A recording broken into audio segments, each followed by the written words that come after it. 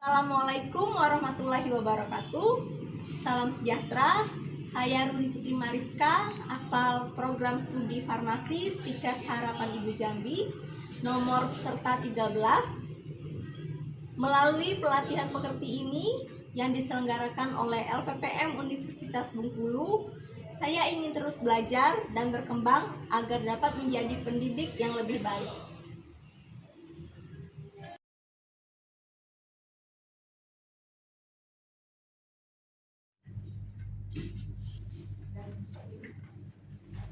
Assalamualaikum warahmatullahi wabarakatuh.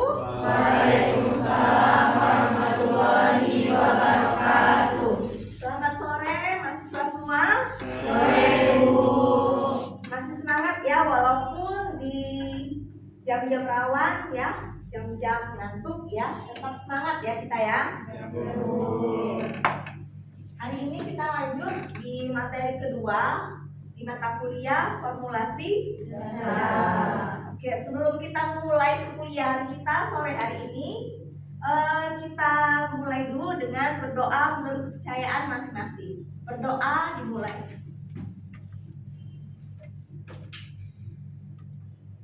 Berdoa selesai. Ya. Oke, di sini saya belum melihat ya di mejanya. Kemarin minggu lalu saya ada menginformasikan bahwa minggu ini, minggu kedua, kita akan membahas tentang farmakope Indonesia. Ada yang membawa farmakope? Ada yang membawa satu orang. Apalagi yang membawa tolong dikeluarkan farmakopenya. 2, 3. Yang lain mana? Ada bawa atau ada e-booknya di handphone masing-masing? Ada. Oke ya, yang nggak bawa hard copy-nya silakan nanti kalau ibu tugaskan dibuka e-booknya ya. Oke, sebelum kita melanjutkan, saya mau presentasi dulu ya. Nabila Fitri Salsabila hadir. Al-Fadila hadir Bu. Celia Suci Medisa. Siva hadir Bu. Marcella Sania hadir Bu. Ahmad Rozan hadir? Gak hadir ya?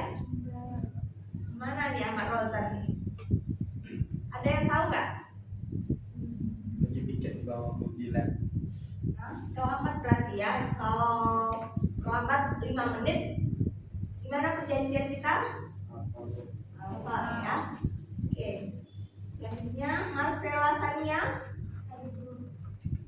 Fajri Atul, Putri Nabila, Salwa,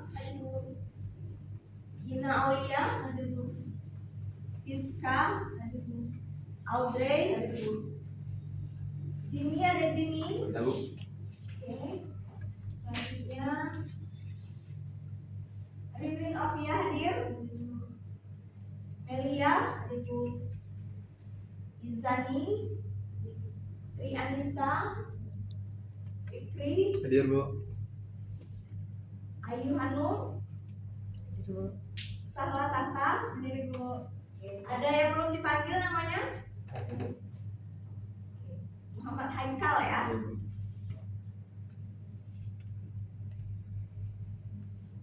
Oke ya.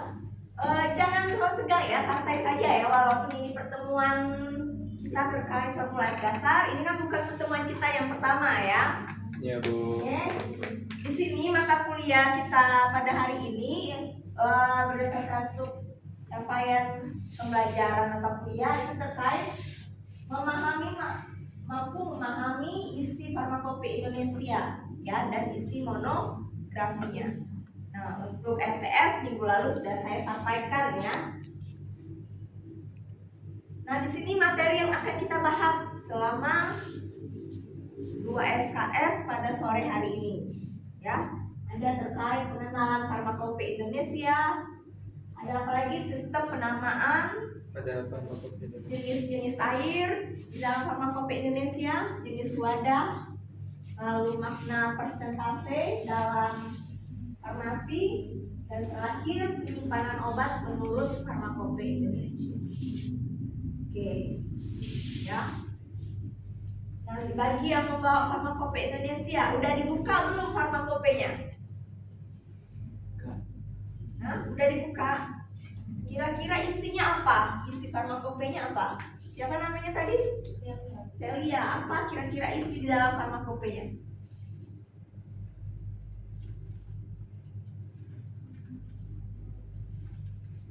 Ada apa saja? Ada sistem apa nama, ada logo, Oke. terus ada istilah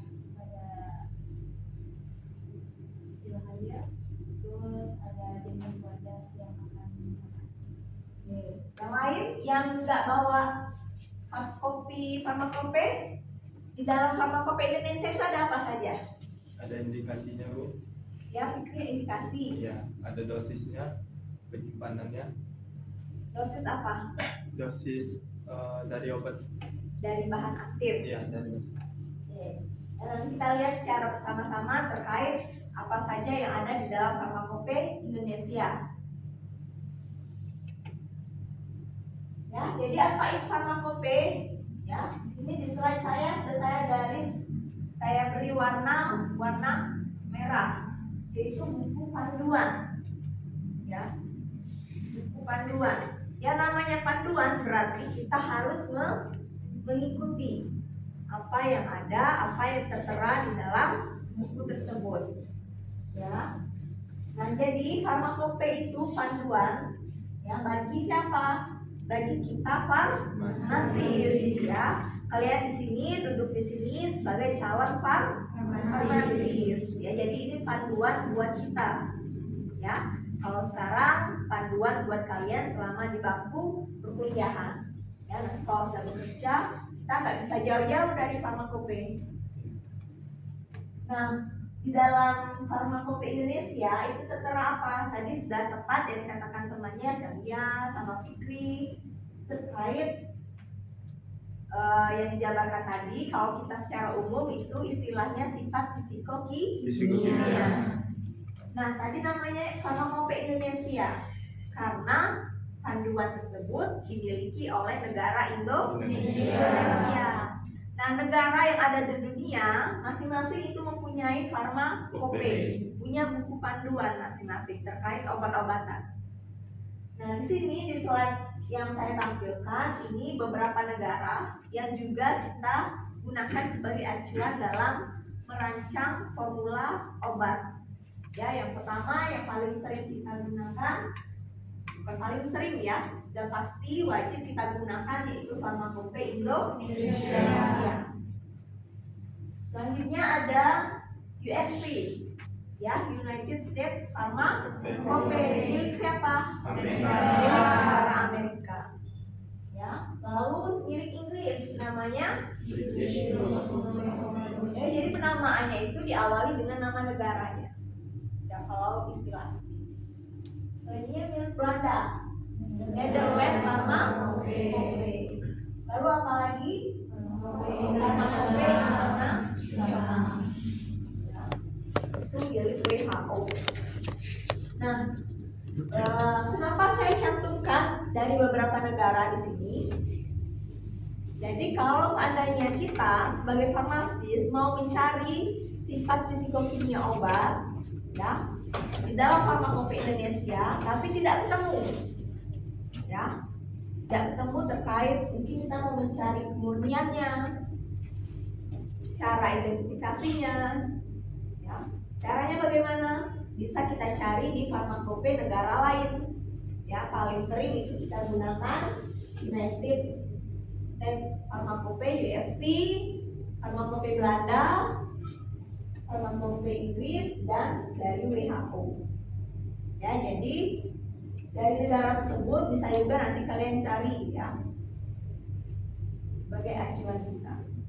Oke, sampai sini sudah jelas terkait farmakope? Sudah jelas. Kalau gitu saya tanya kembali, apa itu farmakope Indonesia?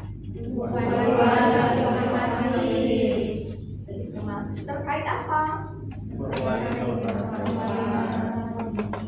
Kita lihat ya. Buku resmi, ya, buku panduan yang ditetapkan hukum dan memuat apa standarisasi obat. Ya. Nah ini penting ya sebagai persyaratan ya untuk mengetahui identitas bahan aktif obat. Untuk mengetahui apa lagi? Kadar, kemurnian, apa lagi? Apa lagi? Metode analisa. Bisa kita mau menguji zat aktif dalam sediaan obat. Caranya bagaimana? Kita lihat di farmakope. Ya, ada sediaan botol obat, tapi nggak ada identitas komposisinya, nggak ada di etiket. Obat apa ini? Terkandung apa di dalamnya? Bisa kita uji identifikasi. Ya, kita lihat cara ujinya di farmakope. Ya, jadi apa itu farmakope? Sekali lagi itu buku resmi, buku panduan memuat apa? Cara verifikasinya itu memuat kimia obat. Apa itu?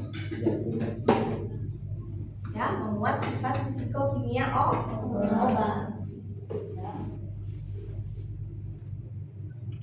Nah, selanjutnya kita tadi sudah mengenal farmakope Indonesia itu apa? Ya, tak kenal maka tak sayang. Ya, jadi kita harus mengenal dulu. Ya, mengenal sejarahnya. Kita lihat sejarahnya ya. Dari tahun 58 itu baru membentuk panitia. Ya. Jadi farmakope yang kalian bawa ini saya lihat edisi berapa? Edisi 3. Ini edisi berapa? 4. Edisi berapa punya? 3. Edisi berapa Jimmy? 6. Ya. Jadi kalian punya farmakope yang edisinya berbeda-beda. Ya, kita lihat sejarahnya terlebih dahulu. Nah, kalau farmakope edisi ketiga itu diterbitkan pada tahun 1979. Nah, di setelah ini yang edisi pertama itu 1962. Sudah lahir belum? Belum. Ya, selanjutnya edisi kedua tahun 1965. Nah, kenapa selalu ada edisi terbaru? Kira-kira ada yang tahu nggak? Kenapa selalu ada edisi terbaru?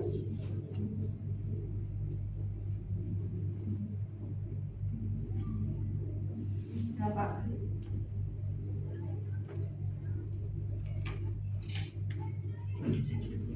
Kira-kira kenapa? Ya, Ririn kalau mau beli baju ya, misalnya Ririn sudah punya nih kemejanya, kenapa Ririn tetap beli lagi? Jalan misalnya ke mall ya sama teman-teman, kenapa beli baju lagi? Padahal sudah punya nih jenis kemejanya, kenapa? Kenapa?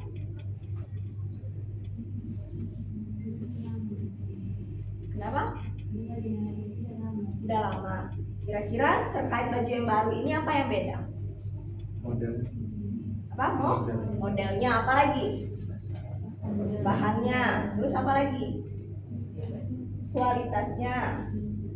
Ya, banyak ya alasan kita untuk memperbaharui. Begitu juga dengan farmakope Indonesia. Kenapa ada edisi terbaru? Kenapa selalu ada update-annya? Karena tadi ilmu itu berkembang. Ya, para ilmuwan selalu meneliti. Jadi ilmu-ilmu yang terus berkembang tadi, ya, timbullah pembaharuan informasi. Makanya selalu ada edisi terbaru. Ya, jadi yang nggak ada di edisi 1, edisi pertama diperbaharui di edisi kedua dan selanjutnya. Ya. Nah, yang paling terbaru itu edisi berapa? Edisi 6. Tahun berapa? Edisi 6 tahun berapa? 2002. 2020. Ya. Mungkin cetakannya 2000 ya. Nah, di dalam farmakope kalau kita buka bagian awal ya, itu ada ketentuan umum. Ketentuan umumnya berisi apa? Ya, monografi. Siapa namanya? Nabila Fitria ya. Benar seperti yang Nabila Fitria katakan tadi terkait monografi. Ya. Apa aja isi monografi? Apa aja isi monografi? Ya, ini nama bahan, definisi, spesifikasi, cara identifikasi. Ya. Coba dibuka bagian acetaminophen. Ya, acetaminophen.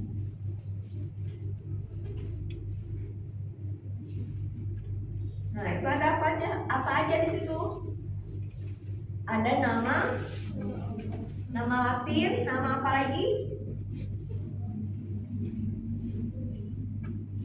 Nama istilah lain, terus nama bahasa apa Hall? Maaf ya, suara saya sedikit flu ya. Ada apa saja? Paracetamol istilah Indonesia. Ya, lalu ada apa? Itu gambar apa? Ada struktur kimia. Ada apa lagi? Ya, bahasa Latin tadi sudah paling awal acetaminophen. Ya, ada apa lagi? Ada pemeriksaan, kelautan, identifikasi, ya, durian. Jadi kalau nanti kalian bekerja di industri farmasi, ya, kalau mau merancang obat, semuanya kita lihat di farmakope.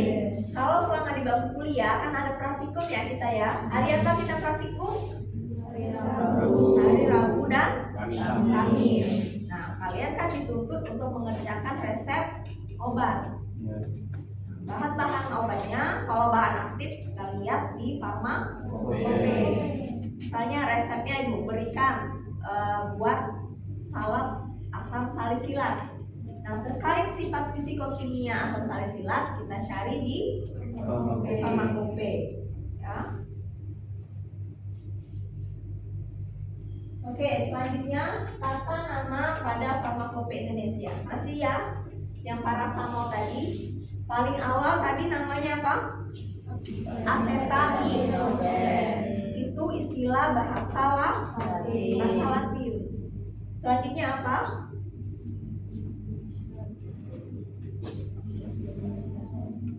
Bahasa Indonesia. Paracetamol. Ya.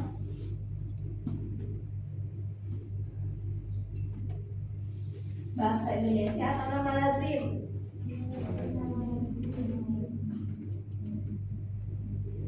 Bahasa Indonesia atau nama lazim?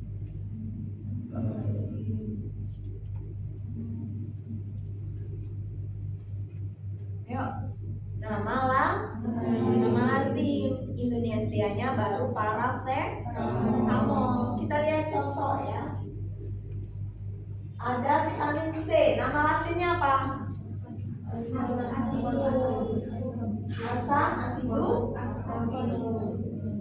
Asam ascorbat. Ya, nama Indonesianya. Nama lazimnya vitamin C. Jadi nanti kalau kalian praktikum ya ngambil obat di meja kerja, kalau di resepnya vitamin C tapi di obatnya belum tentu namanya vitamin C. Bisa saja nanti laboran memberikan nama dengan sinonimnya. Ya. Misal saja ditulis asam ascorbat. Ya.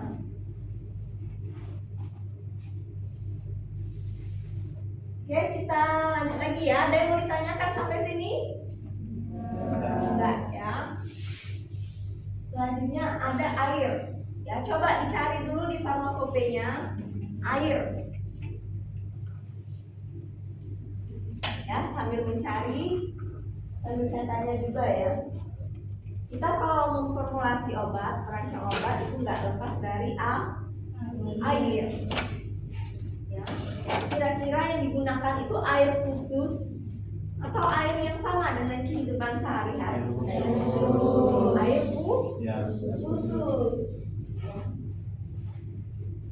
Nah, jadi kalau kalian mencari di farmakope, kalau nggak ada, berarti itu air murni. Ya.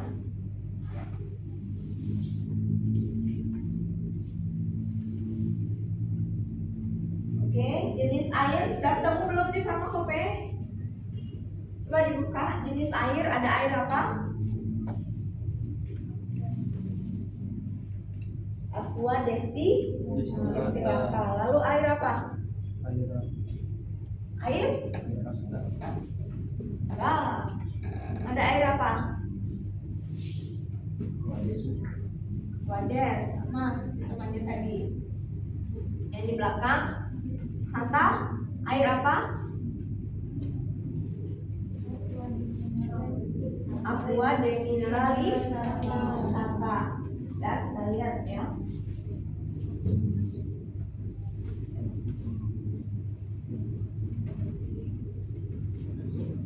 Ya, yang pertama itu ada aqua de minerali santa. Air apa itu aqua de minerali santa? Jadi airnya mengandung anion dan kation, ya.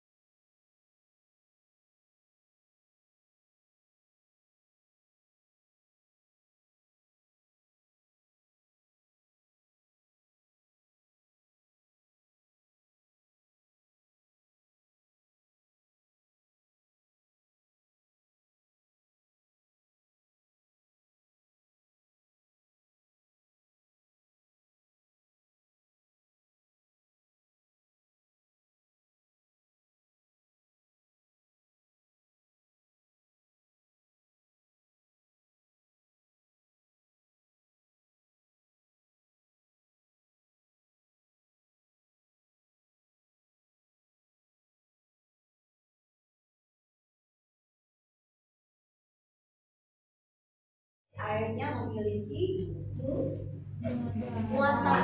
Muatan apa? Elektron, ya. Ada anion dan ada kation. Selanjutnya ada aqua destillata.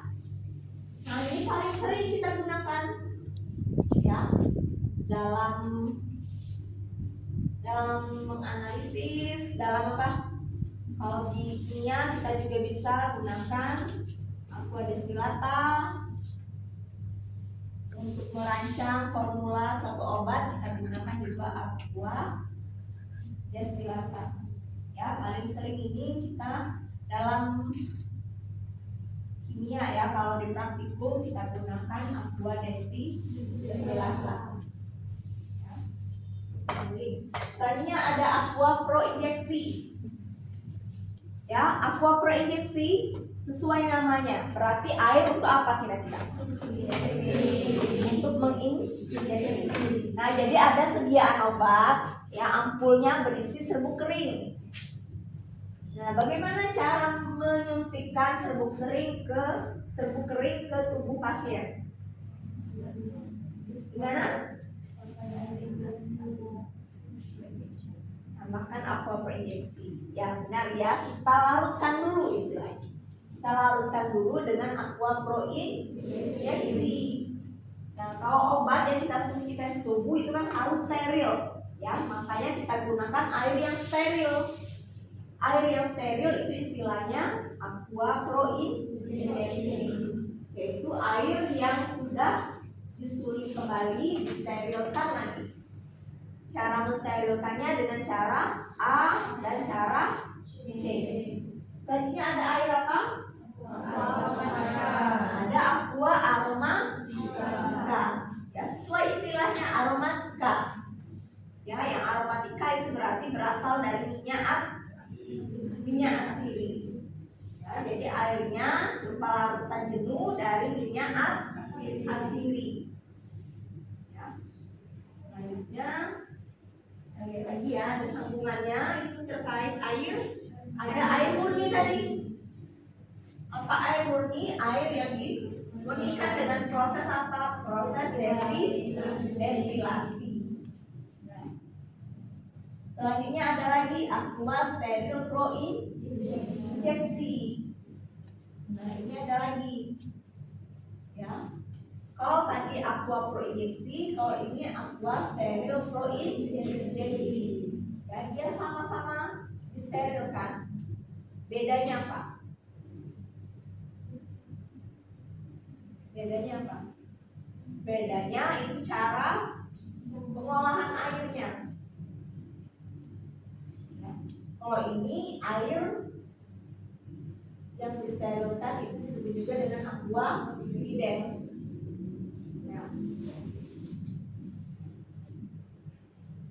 Oke, masih semangat semuanya? Masih. Ya. Kita lanjutkan terkait wadah. Nah, coba berurut, ya, dari depan. Saya mau tanya, wadah obat yang kalian ketahui apa saja? Wadahnya.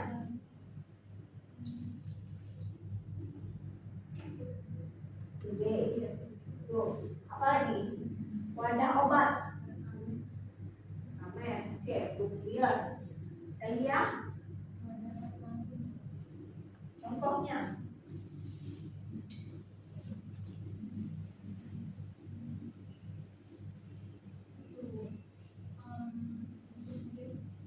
Apa? Wadahnya?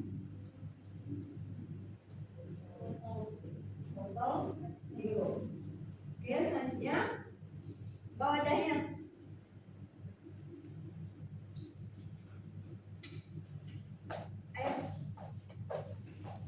Wadahnya. Tadi kita bicara injeksi tadi, wadah obatnya apa biasanya? Iya. Ada apa lagi? Ampul. Ada apa lagi? Strip, blister. Ada apa lagi? Pot salep. Ya. Ada apa lagi? Botol, ya. Dan semuanya itu merupakan wadah untuk obat. Nah, jadi penggolongan wadah itu berdasarkan jumlahnya. Ada wadah untuk satuan tunggal, ada wadah untuk dosis tunggal. Beda ya, wadah satuan tunggal sama dosis tunggal. Kalau wadah tunggal itu belum tentu sekali pakai, bisa berulang. Kalau wadah dosis tunggal itu itu hanya bisa satu kali pakai. Ya, contohnya apa yang dosis tunggal? Ampul. Apa lagi?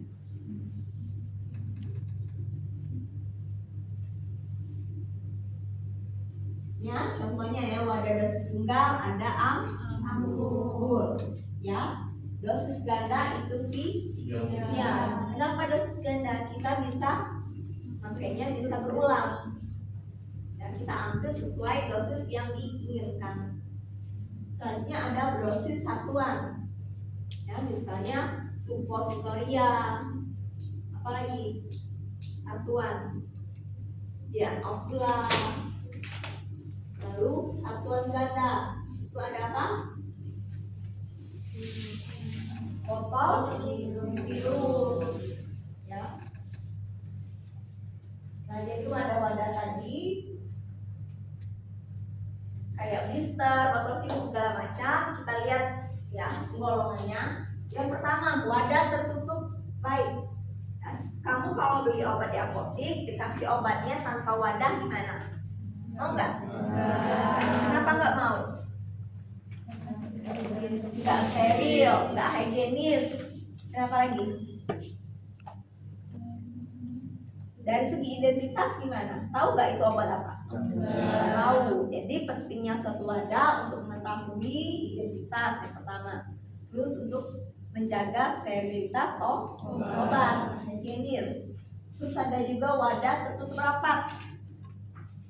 Ya, apa wadah tertutup rapat?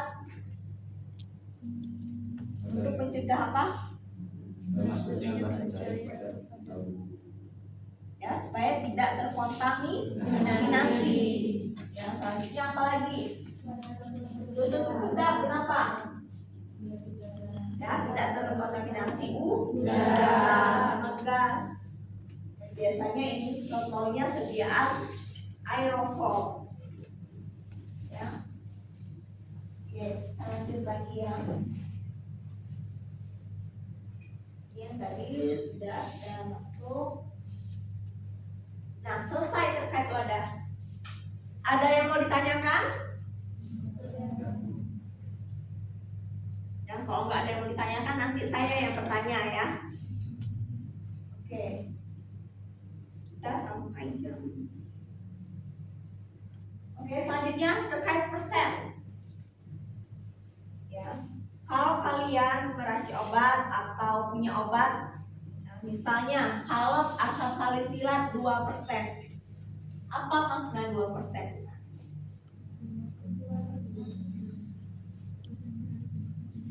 Belum tentu 2/100. 2% dari total jumlah komposisi obat. Jadi persen itu banyak. Ya, ini kita persen dalam farmasi. Mulai dari skala labor, kalian mau meracik obatnya, misalnya kandungannya 2%, berapa persen. Nah, jenis-jenis persen tadi ada 3 macam. Ada berat per berat, bobot per bobot, bobot per volume, volume per volume.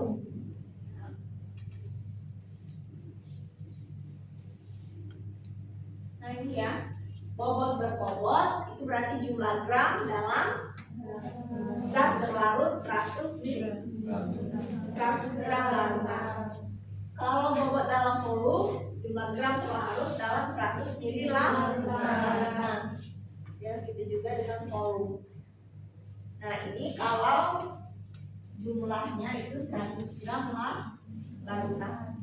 Kalau larutannya nggak 100, kita tinggal kalikan saja berapa jumlahnya. Nah, ini contohnya. Ada etanol 5%. Maksudnya apa? Ada yang tahu? Ya, kan sudah terjelas. 5 5% merupakan limbah di etanol. Ya.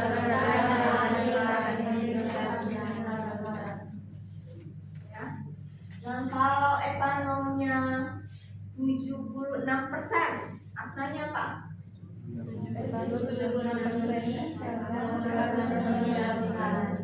Sisanya itulah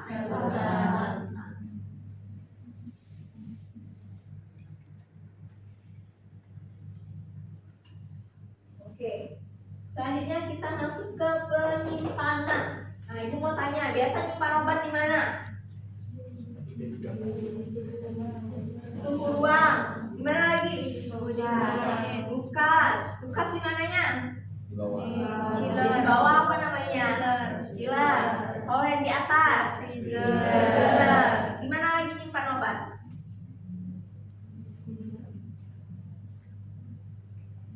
Ya, jadi nyimpan obat itu kita lihat kemasannya. Kalau sediaan jadi yang sudah di pasaran. Ya, kalau kalian di labor mau merancang obat, lihat cara penyimpanannya, buka farmakope. Coba lihat acetaminophen penyimpanannya di mana? Suhu berapa? Coba dicari. Suhu ruang. Suhu ruang itu suhu berapa? 36 sampai 37. Nah, demam itu. 28. Obatnya demam. 18 sampai 20. Sampai 30 derajat Celcius. Ya.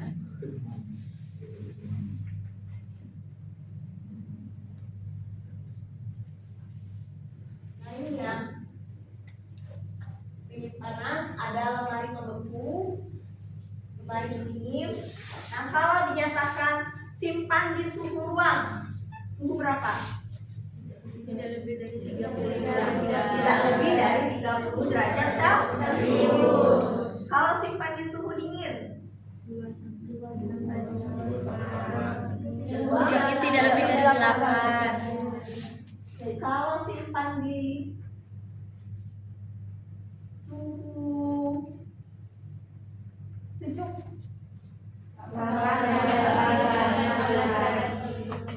ya, jadi itu ya pembagian penyimpanan. Jadi bisa dibaca kembali, diingat kembali untuk pembagian penyimpanan. Ada yang mau bertanya sampai sini? Ada? Yuk, ini diam, maksudnya diam paham atau diam nggak paham. Oke, silakan. Bertanya, Bu, kenapa obat itu harus ada beda-beda suhu penyimpanannya? Kenapa nggak sama semua? Oke, bagus ya pertanyaan temannya. Siapa namanya tadi? Dari Alifah. Ya, kenapa suhunya beda-beda? Nah, tadi bahan obat, bahan aktif obat, kita lihat ya di buku resmi di farmakope. Nah, setebal ini memuat bahan aktif obat. Kita lihat bahan aktifnya apa. Ya. Misalnya antalgin. Ya, saya buka antalgin. Antalgin penyimpanannya ini di suhu berapa? Ya, wadah tertutup baik. Nah, tadi kalau tidak ada dikatakan lain itu berarti di suhu ruang. Nah, kita lihat lagi bahan aktif yang lain, itu beda lagi. Ya, suhunya. Kenapa? Karena kestabilan obat, zat aktif obat itu berbeda-beda. Ada yang stabil di suhu ruang, ada yang tidak stabil di suhu ruang. Misal dia terkena suhu di atas 25 derajat Celcius, dia bisa berubah, ya, bisa berubah warnanya. Nah, kalau berubah warna berarti sudah berubah struktur, sudah mengalami ketidakstabilan. Apa akibatnya kalau obat tidak stabil? Tidak maksimal. Ya, tidak bagus untuk konsumsi. Berarti kandungan utama obatnya sedang berkurang. Bisa saja menjadi hilang, bisa rusak. Boro-boro menyembuhkan penyakit, bisa saja mendatangkan penyakit. Ya, muncul mikroba lainnya. Ya. Oke, sudah paham? Apa? Artilah? Oke, ya. Bisa kita lanjutkan? Bisa. Oke, selanjutnya ya, kita diskusi kelompok dulu. Saya berikan waktu sekitar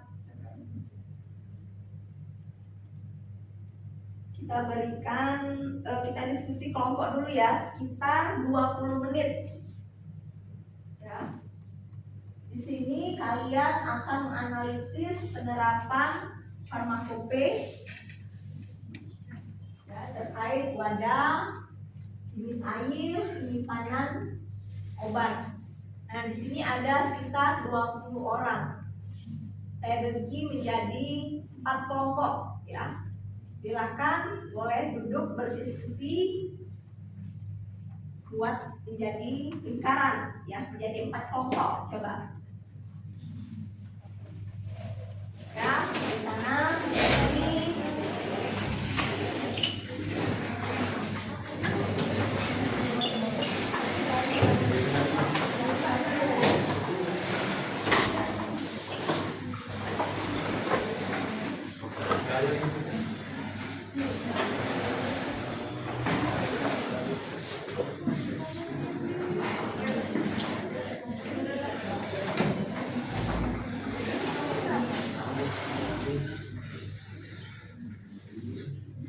ya, ini kelompok 1, kelompok 2, kelompok 3 kelompok jadinya. Ya udah, nggak apa-apa, 3 kelompok ya. Oke, bisa terlihat di depan. Ya, ini ada kasusnya ya. Seorang apoteker yang bekerja di instalasi farmasi ya, bertanggung jawab memastikan bahwa seluruh sediaan obat itu tersimpan menggunakan bahan dan peralatan yang sesuai dengan farmakope. Nah, ternyata ada temuan bahwa air yang digunakan adalah air sumur yang telah disaring. Terus botol sediaan sirup menggunakan tutup botol bening plastik biasa. Lalu dia injeksi disimpan di suhu ruang tanpa cahaya khusus. Ya, ini kasusnya. Boleh kalau mau difoto dulu. Kita lanjut ke slide berikutnya.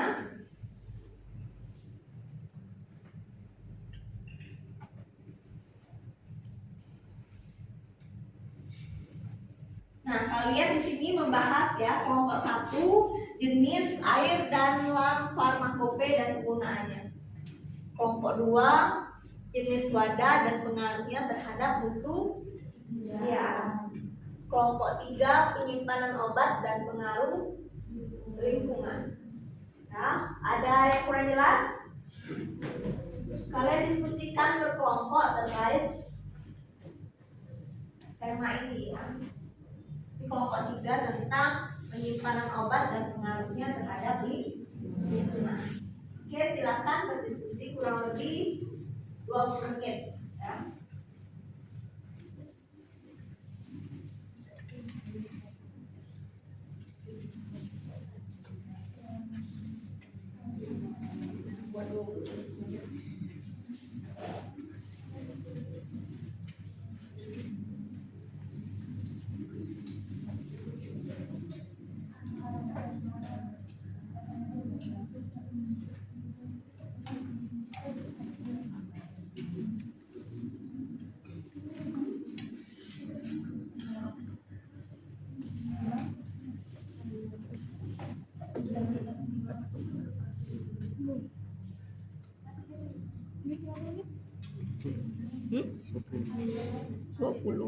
Ya sebelumnya stop dulu, nanti berarti digabung lagi.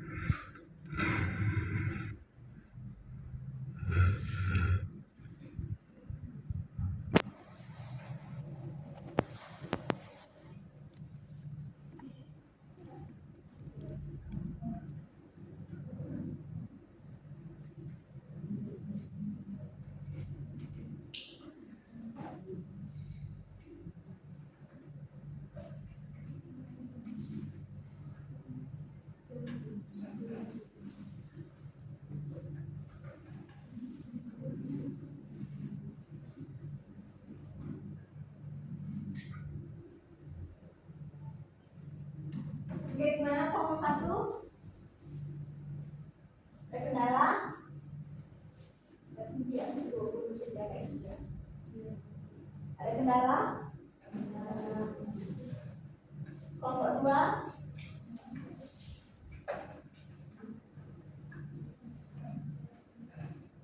Ada kendala? Yang tadi terkait jenis wadah dan pengaruhnya terhadap mutu sediaan. Ya, kelompok 3.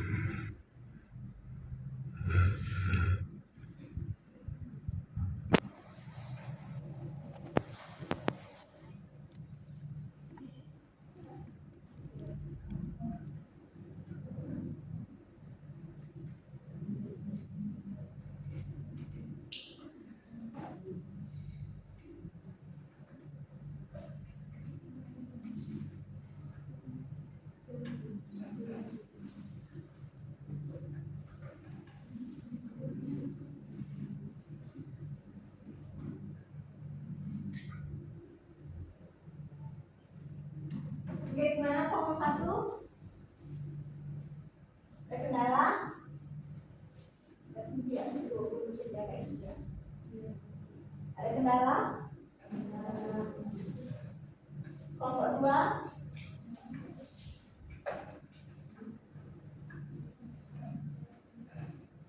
Ada kendala?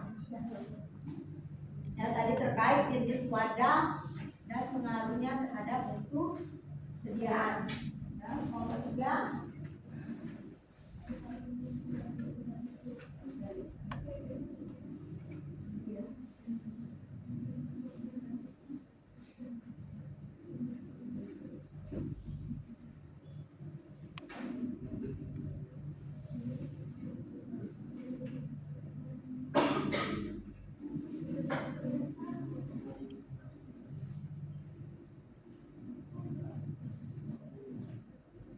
Jawab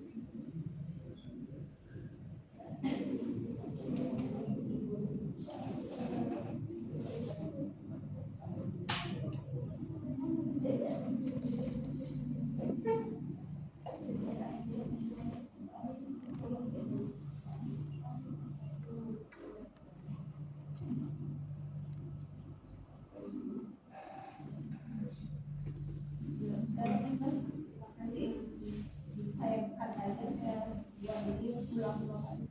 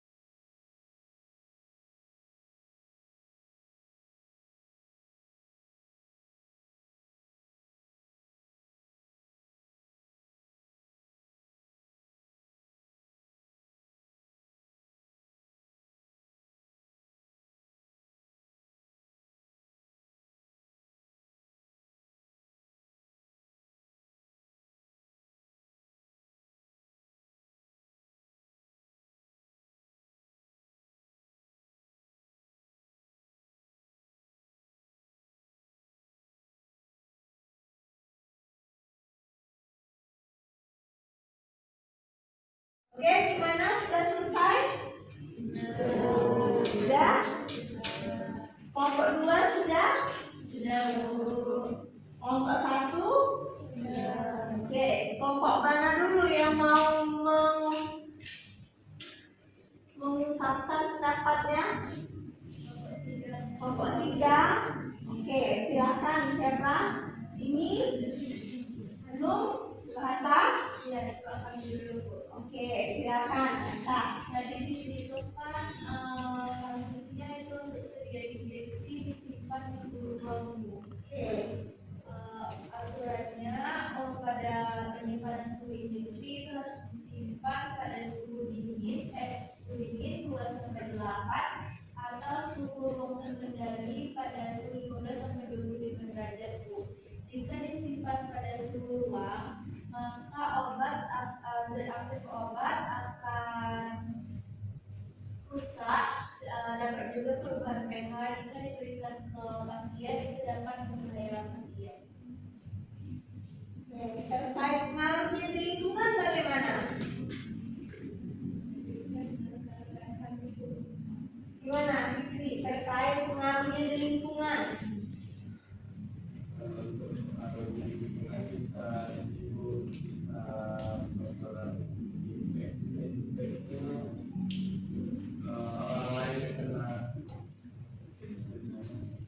lain yang kena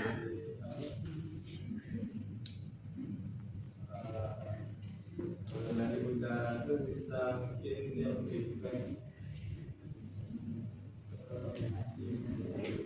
Apalagi untuk kontaminasi, apakah hanya orang, membahayakan orang? tidak Ya, di lingkungan itu banyak ya, bukan hanya kita manusia, tapi di lingkungan itu ada makhluk hidup lainnya, ada mikroorganisme juga. Berapa lagi terkait pengaruh di lingkungan?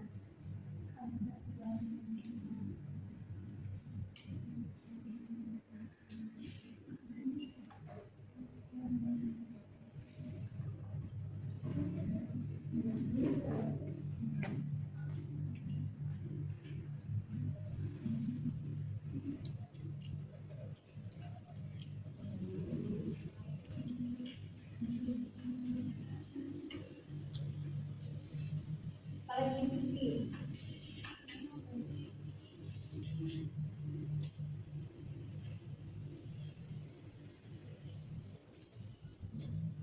Kelompok lain mungkin ada yang mau menanggapi yang disampaikan kelompok 3? Ada yang mau menambahi?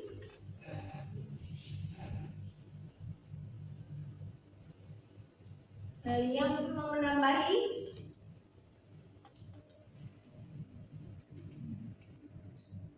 Ya. Kelompok 1 ada yang mau menyanggah mungkin? Ya, belajar juga ya untuk persiapan LK-nya. Kapan mulai LK? Kamis sampai hari apa? Sabtu. 3 hari ya. Berapa enggak seminggu? Panitia? Oh iya begitu.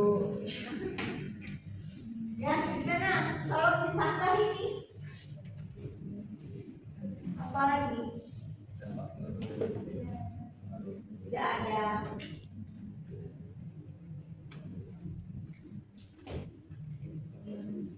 Oke, ada tambahan lagi Jimmy? untuk dampak pada lingkungan itu mungkin pada tanah atau air. Iya. Karena kalau misalkan merokok itu dan rusak dibuang sembarangan bakal bikin itu kontaminasi pencemaran. Oke ya. Kesimpulannya tadi penyimpanan obat dan pengaruhnya terhadap lingkungan. Jadi kalau kita menyimpan obat, ya, terus nyimpannya nggak sesuai dengan aturan, ya, bagaimana pengaruhnya terhadap lingkungan? Ya, tadi sudah bagus ya pendapat dari kelompok 3. Ini saya ingin menambahkan terkait penyimpanannya tadi. Ya, tadi contohkan kata terkait obat injeksi. Ya, obat sirup. Kenapa dia disimpannya di botol kaca gelap? Karena supaya tidak terkontaminasi. Nah, itu pengaruh lingkungan. Kenal. Ya, jadi kalau bahan obat di dalam botol itu menggunakan penyimpanannya menggunakan botol bening, ya nanti dibahas juga kelompok 2 itu akan merusak bahan obatnya. Itu yang pertama. Yang kedua berarti suhunya. Botol tadi simpannya di suhu ruang. Kalau botolnya kita simpan di suhu yang panas, mungkin di luar ruangan, akibatnya apa? Lama-kelamaan obat di dalam botolnya akan rusak, ya akan merubah stabilitas obatnya. Ya, gimana kelompok 1 sama kelompok 2? Cukup dimengerti? Oke, kalau gitu kita beri applause untuk kelompok 3. Selanjutnya kelompok berapa lagi? Kelompok 1 atau 2? Kelompok 1. Oke, silakan. Kalau bisa berdiri ya. Jadi untuk jenis air dalam farmakope dan penggunaannya itu ada air dimurnikan. Itu definisinya air yang telah dimurnikan melalui proses distilasi atau metode valid lainnya. Untuk penggunaannya itu ada pembuatan sedaran non parenteral, oral, topikal, ada sebagai pelarut, pencuci alat atau bahan formulasi obat non steril. Untuk yang kedua itu ada air untuk injeksi. Definisinya di sini melalui distilasi atau reverse osmosis dengan kontrol ketat. Untuk penggunaannya itu sediaan parenteral injeksi, obat injeksi, infus dan pembuatan bahan steril. Terus yang ketiga ada air destilata. Definisinya di sini sebagai relatif bebas dari ion dan zat pemotor. Untuk penggunaan di sini uji laboratorium, sediaan farmasi dan pencuci alat. Terus yang keempat ada air yang diawetkan. Itu definisinya di sini sebagai pengawet antimikroba. Untuk penggunaannya itu sediaan eksternal atau topikal yang memerlukan air tidak steril namun tahan mikroba seperti krim atau lotion. Terus yang kelima ada air minum.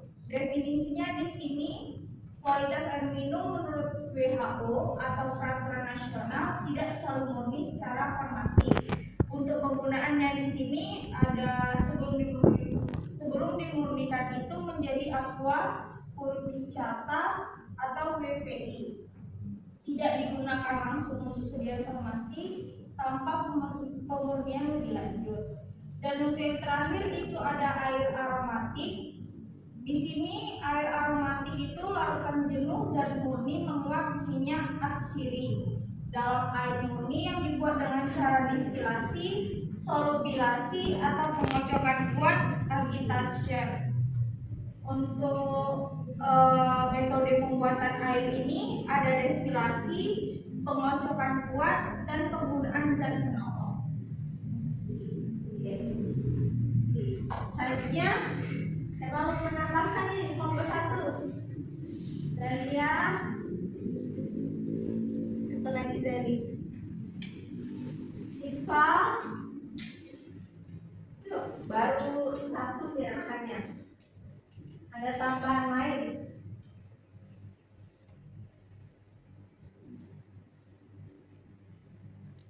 Marcela ya. Siapa yang kacamata? Hajriatul. Oke, silakan.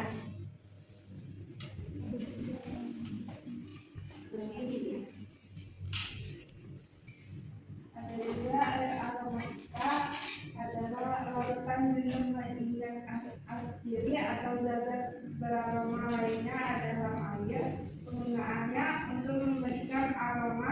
rasa yang menyenangkan pada sediaan obat, pelarut, berfungsi sebagai pelarut zat aktif.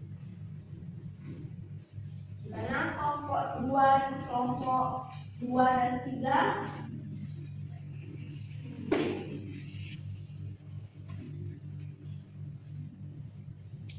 ada yang mau ditanyakan atau disanggah mungkin? Ada. Sudah jelas ya. Jadi air, jenis-jenis air tadi semuanya sudah jelas tertera di farmakope. Nah, pengaruhnya terhadap mutu sediaan bagaimana? Jadi kalau kita gunakan sembarangan air, pengaruhnya yang pertama lagi-lagi terkait stabilitas. Ya, yang kedua bisa saja nanti malah muncul mikroorganisme.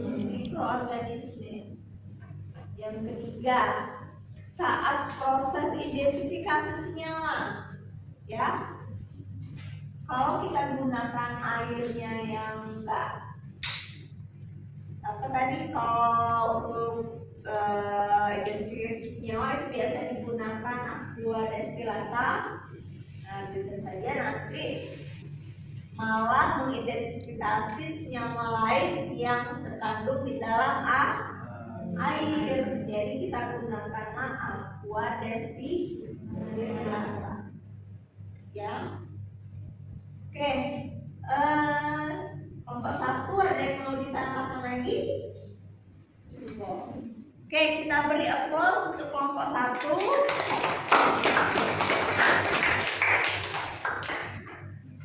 Selanjutnya terakhir kelompok 2. Silakan, siapa?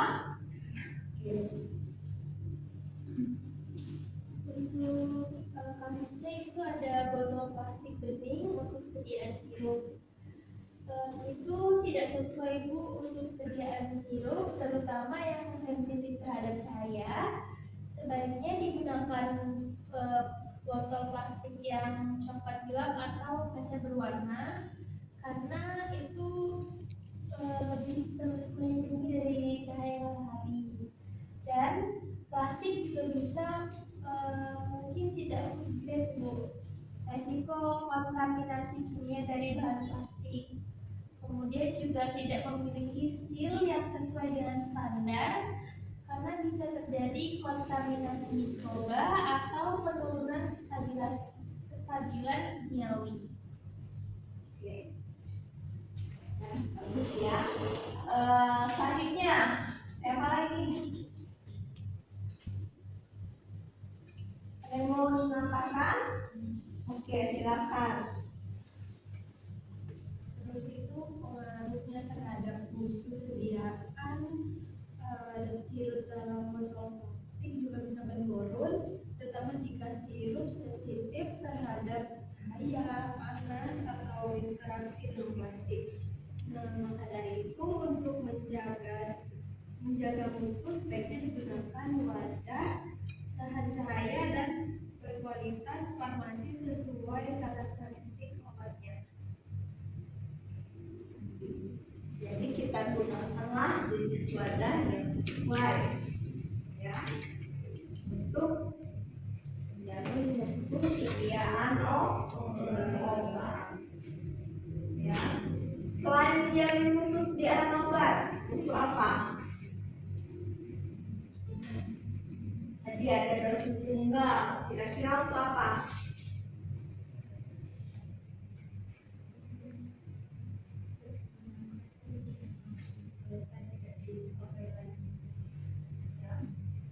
Sudah langsung ya, kita pakai ya, sudah langsung dirancang, diformulasikan untuk sekali pakai. Ya. Oke, ada lagi? Nah, gimana nih kelompok 1, 2, dan 3 sudah jelas semua pemahamannya terkait farmakope, wadah, air, dan penyimpanan obat?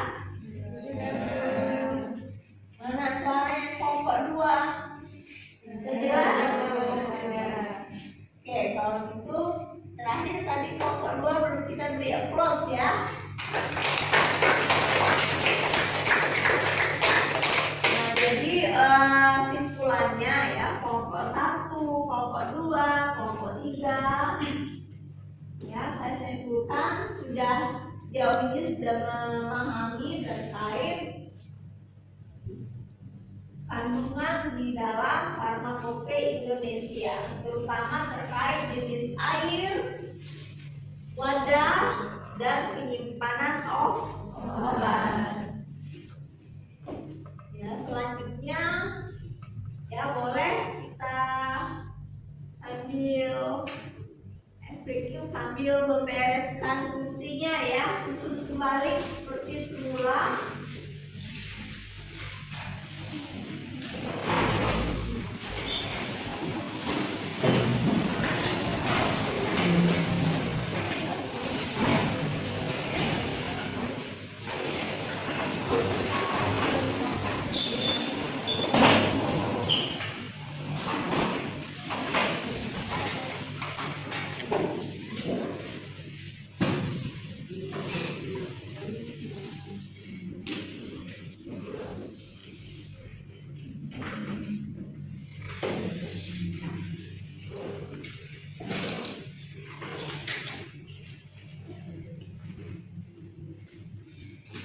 Oke, selanjutnya ya.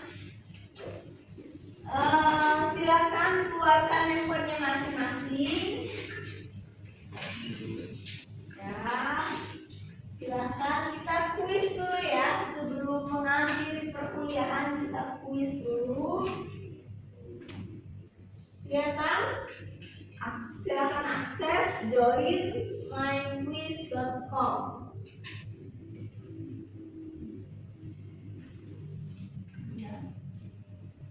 Lalu masukkan kodenya 642976. Ya, silakan semuanya ya. Join myquiz.com 642976.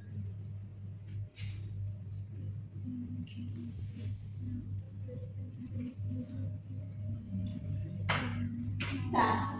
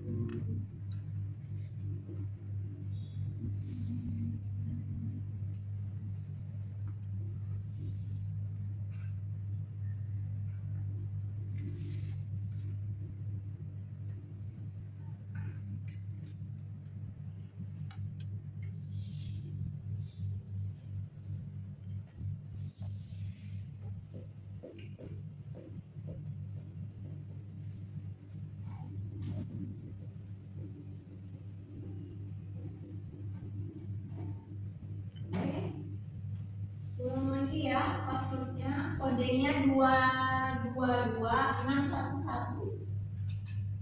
23 kali 611.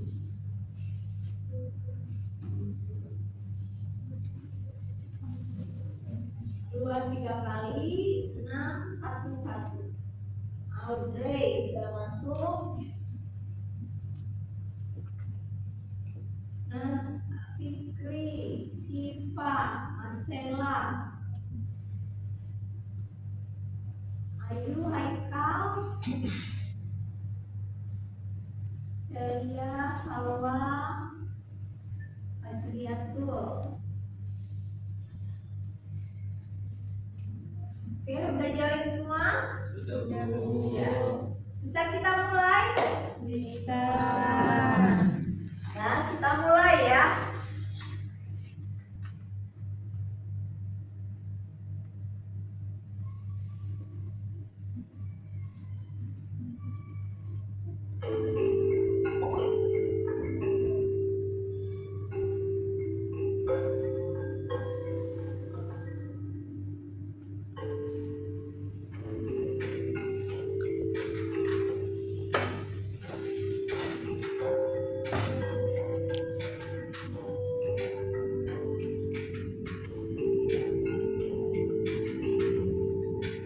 Fikri masih ranking 1 ya.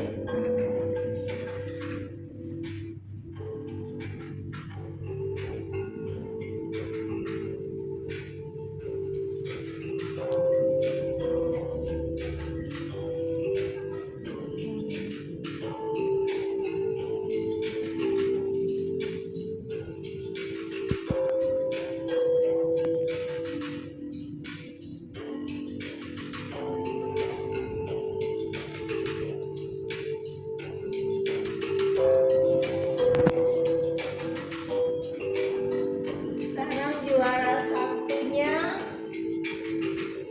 masih Fikri.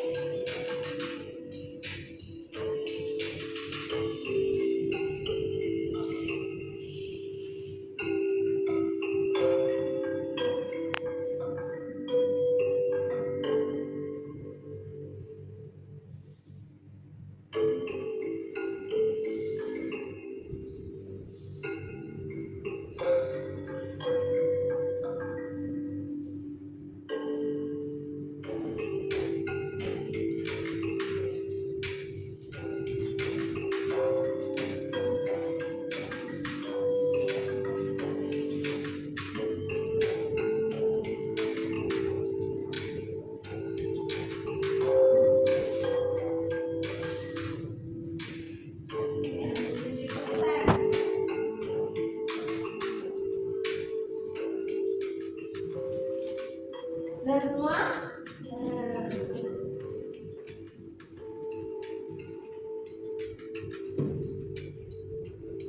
Oke, di sini kita bisa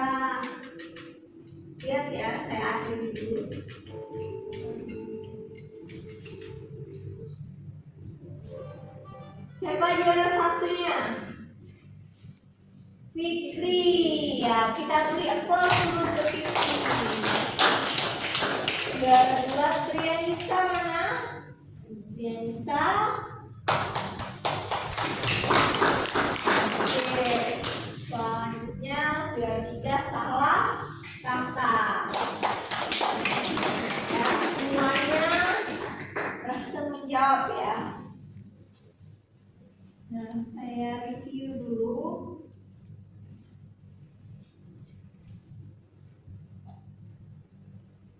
Apa tujuan dari Farmakope Indonesia? Memberikan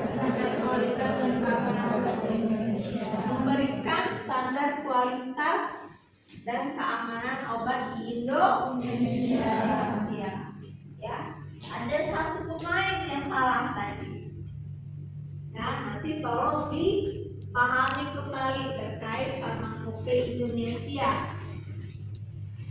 Selanjutnya, nama 3 jenis wadah farmasi yang digunakan untuk obat-obatan. Ya, benar semua ya. Botol, kemasan, blister, dan vial. Gak mungkin perban. Perban itu untuk alat kesehatan. Siring itu alat pelengkap. Ya, termometer juga alat kesehatan. Selanjutnya apa? Apa karakteristik yang harus dimiliki oleh bahan kemasan agar dianggap sesuai?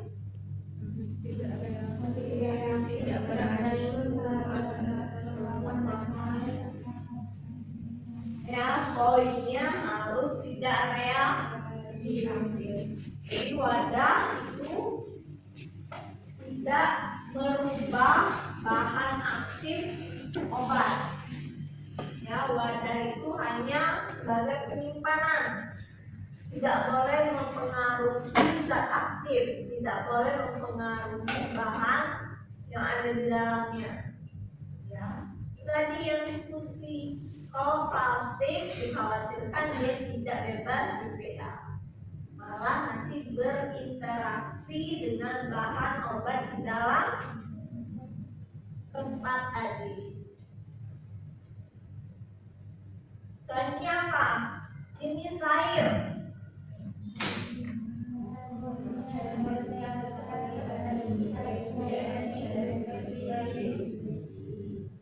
Ya, benar semua ya.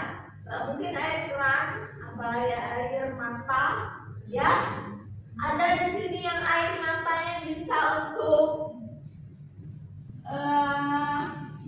50 ml lah. Ada nggak? Ada nggak? Ya, nggak mungkin air mata kali ya. Selanjutnya,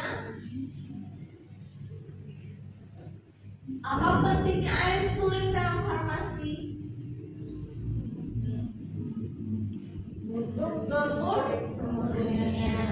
kemurnian ya dalam formulasi sediaan obat. Selanjutnya, bagaimana Farmakope Indonesia mendefinisikan air yang dimurnikan?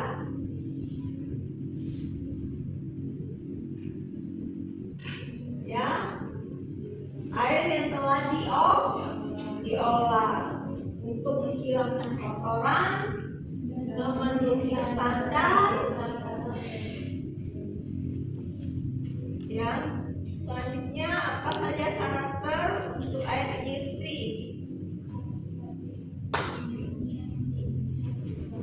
Kemurnian yang tinggi, bebas pirogen, apa lagi?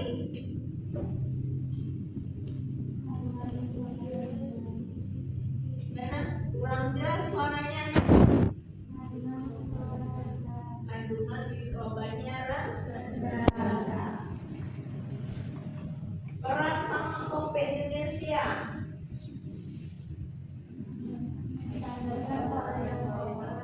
Menstandarkan kualitas obat. Pentingnya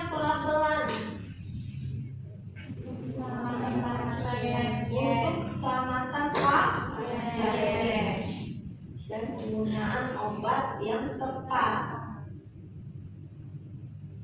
Selanjutnya apa lagi? Peran berbagai eksisien.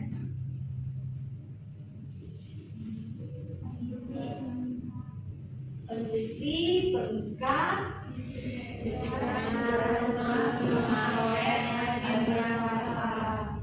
ya.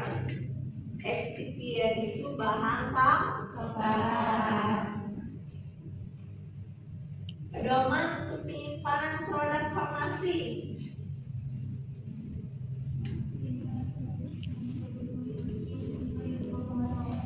Simpan di tempat terkontrol, menjaga suhu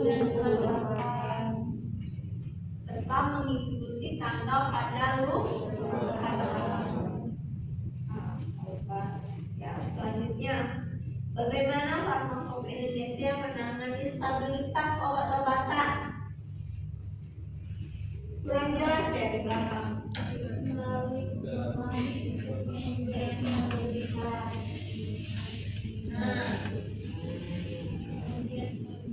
Ya, Farmakop Indonesia menangani stabilitas obat melalui pedoman uji. Ya, uji apa saja? Uji stabilitas, penilaian gizi, kimia, dan mikrobiologi. Selanjutnya ada apa perbedaan antara vial dan ampul? Dia dapat digunakan kembali, sedangkan ampul untuk sekali pakai. Ya, jadi vial kalau sudah dibuka bisa kita gunakan kembali. Kalau ampul kalau sudah dibuka itu hanya untuk satu kali Pakai. Selanjutnya, kriteria kualitas bahan kemasan.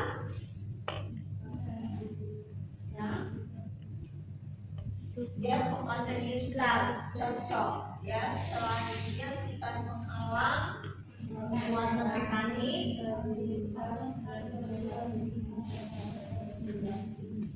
Oke, selanjutnya, seberapa sering Farmakop diperbaharui? Setiap 5 tahun. Setiap 5 tahun. Bandung 20 ya, harusnya tahun depan sudah mulai ada Farmakop terbaru. keberapa lagi? Ke-7. Oke, sudah semua listnya. Ya, ini nilainya rata-rata bagus semua ya. Alhamdulillah, berarti paham. Oke, kita masuk lagi ke slide tadi.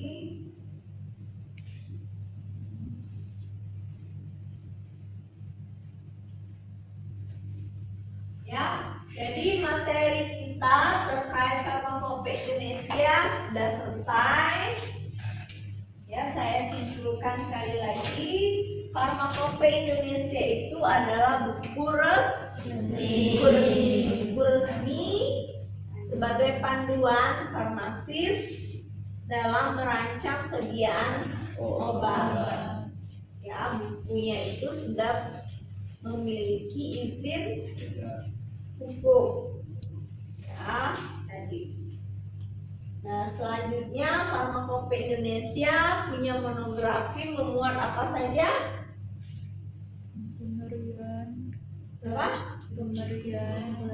Pemberian, khasiat, penyimpanan, identifikasinya, pengujiannya, pelarutan. Terus terkait namanya?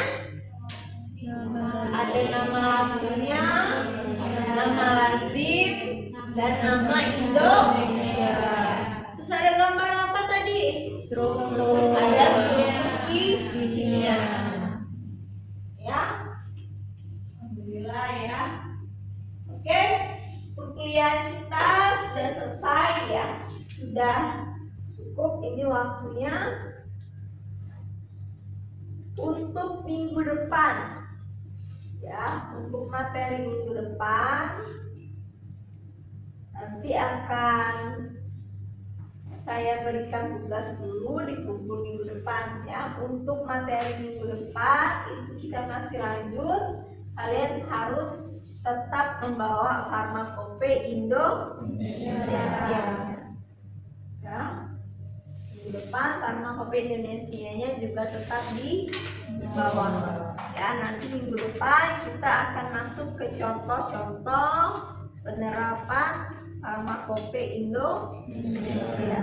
Nanti akan saya berikan resep. Kita akan mencari sifat fisikokimianya, ya.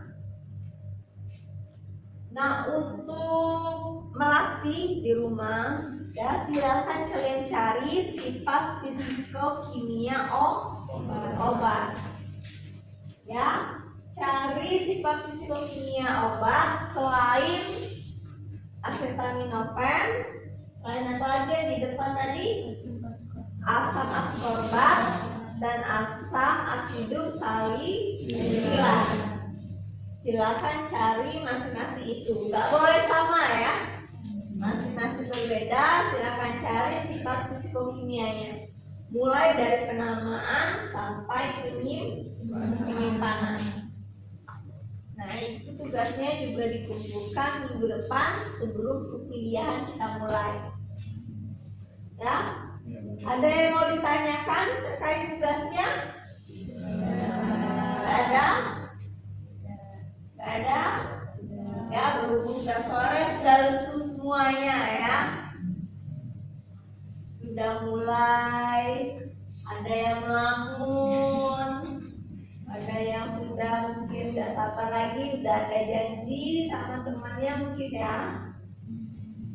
Ini rata-rata anak kos atau tinggal di rumah masing-masing? Kos, ya. Yang pakai hitam putih mungkin habis ujian tadi, ya. Ya. Selanjutnya, ya, sebelum ditutup saya ada pantun untuk kalian, ya, di sore hari ini, ya. Jalan-jalan ke apotek tiket HI Farma, membeli salep dan kapsul juga. Semoga ilmu yang kita terima bermanfaat untuk kita semua, ya. Akhir kata, saya mohon maaf kalau ada penyampaian yang kurang berkenan. Kalau ada yang kurang jelas, boleh WhatsApp saya, ya. Punya nomor WhatsApp saya? Punya. Ya, akhir kata kita ucapkan alhamdulillahirabbil alamin. Ya, saya tutup perkuliahan sore hari ini. Wabillahi taufiq wal hidayah. Wassalamualaikum warahmatullahi wabarakatuh. Waalaikumsalam warahmatullahi wabarakatuh. Terima kasih, Bu. Oke, sama-sama. Sampai jumpa minggu depan.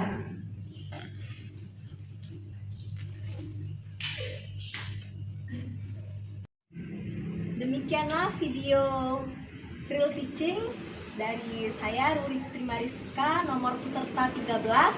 Terima kasih kepada LPPM Universitas Bengkulu atas kesempatan dan fasilitasi pelatihan pekerti ini. Semoga bermanfaat dan berdampak nyata dalam proses belajar mengajar di kelas. Sampai jumpa di kesempatan berikutnya. Wassalamualaikum warahmatullahi wabarakatuh.